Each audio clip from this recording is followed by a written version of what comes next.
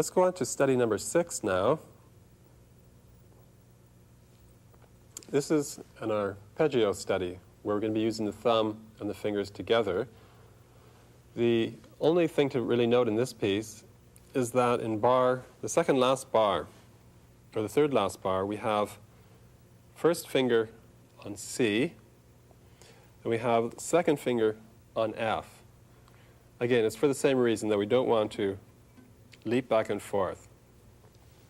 In this case, because it's an arpeggio study, when you see a figure like this, even though it's written as quarter notes, you see 4 quarter notes in the first bar, but just because of the nature of the instrument, when you see that, usually the notes ring through. So if you listen, if I play that first bar, I let everything ring through, even though it's written as quarter notes. When you see an arpeggio type figure, it sounds a bit silly if you go.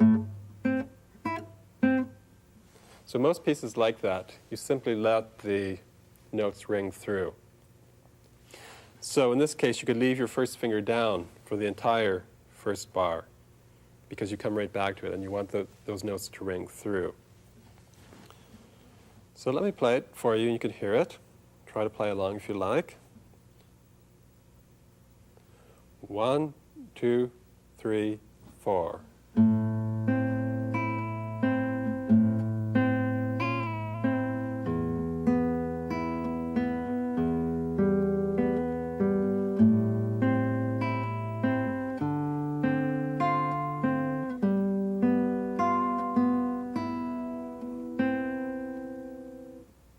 And we'll do that once again. 1, 2, 3, 4.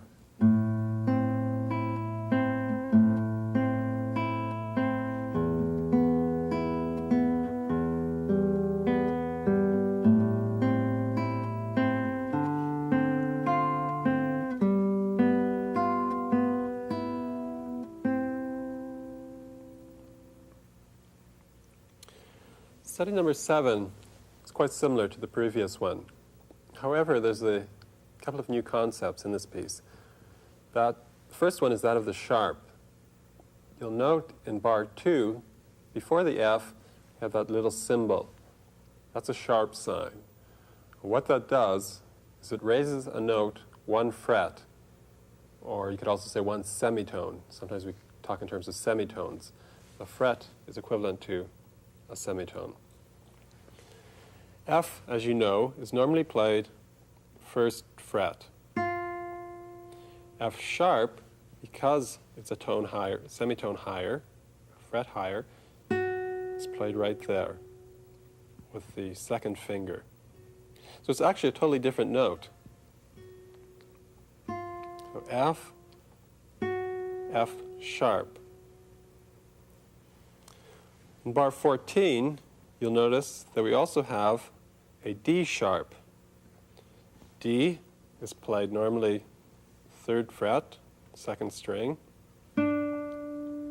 D sharp is played on your 4th fret with your 4th finger. In that bar, right after, we have 2 sharp notes, the F sharp and then the D sharp. You might find that a bit of a stretch. However, I think with a bit of practice, you'll quite easily get used to it. And again, don't be afraid of using that 4th finger, even though it is a bit weak. If you take advantage of training it early, you'll find that it won't cause you any problems. The other new concept is that of playing 2 notes simultaneously, which is bar 16, the final bar. We have a high E and a low E. 1st string open, 6th string open, played together, which sounds like this. Now, the best way to practice that would be to play each note separately. You could play the E and then the E. Note how your hand plays those 2 notes. When you play the thumb goes down, no movement in the hand, and when you play the E note with your A finger, again, no motion in the hand. Now what you want to do is put those 2 motions together. It looks quite simple, but some people have a problem with that at the beginning, and they want to do this and pull out. There's no movement in the arm or in the hand. It's just as if you're playing the notes separately, but together. How you could practice that is by playing each note separately and then quicker tighten up the space between the two notes. In other words, first of all, and then maybe, and then, to finally get it together. Okay, let's try that study then. Again, it's an arpeggio study, so you could let the notes ring through, as in the previous one.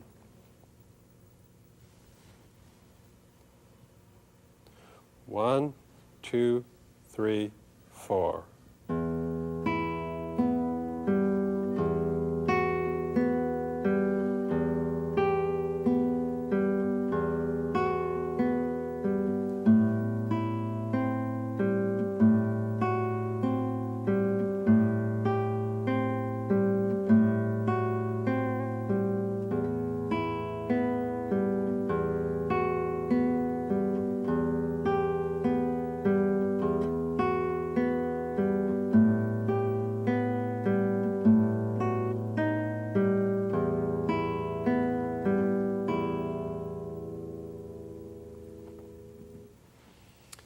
Okay, study number 7, once again. 1, 2, 3, 4.